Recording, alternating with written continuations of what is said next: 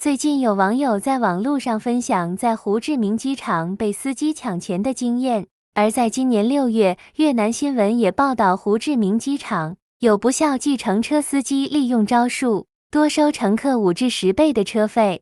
本期影片将为各位说明不肖司机的诈骗手法，并提供较安全可靠的搭车建议。诈骗司机的第一个套路。当您出机场大门时，马上主动问您需不需要计程车。有些司机还会很热情地在您同意前先帮您提行李。由于这些司机穿着得体且彬彬有礼，而且又站在机场计程车公司的柜台前，这时很多人就会没有提防地选择搭乘他们的计程车，而这正是他们套路的开始。如网友提到的，这些计程车是用喊价的方式来计费。对他们而言，先骗您上车是当务之急，跟您喊的价钱对他们来说一点都不重要。他们会先报一个价，再假装跟您谈价。他们利用您杀价成功捡便宜的心理，先将您骗上车，再来诈欺您的钱财。当司机开了一阵子后，会忽然跟您重新议价，要不将刚才讨价的金额由越南盾说成美元，要不就是临时加价。只要您不同意他的价格，他就不会让您下车。他们仗着旅客不会去报警的心态，会毫无畏惧地跟您周旋。这时，您只能被迫选择花钱了事了。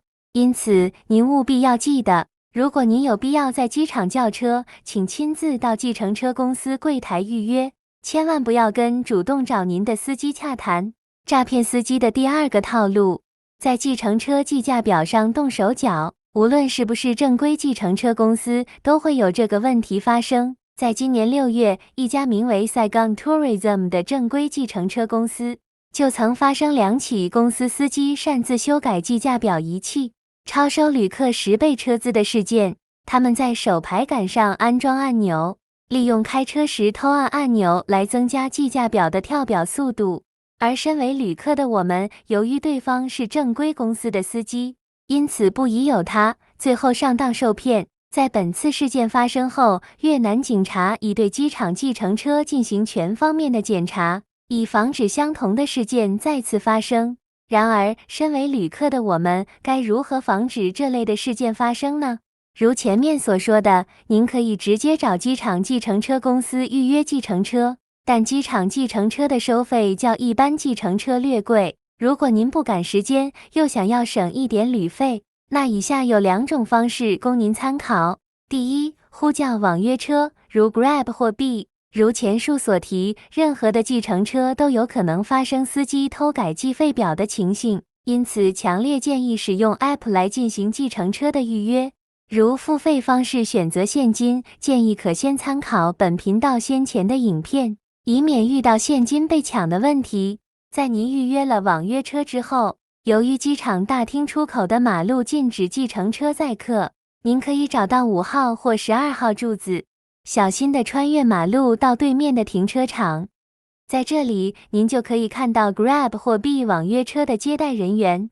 这里是以胡志明国际机场为例，如果是在胡志明国内机场，则需要到市内停车场来找到网约车的服务据点。其他越南机场也依此类推。第二，您可以搭乘152号公车或其他公车，在12号柱子，您可以看到公车站的指示牌，小心地走过马路，您可以找到152号公车。152号公车有经过观光客最爱去的槟城市场，如您的旅馆在槟城市场附近，那您可以到那里下车后再转搭计程车。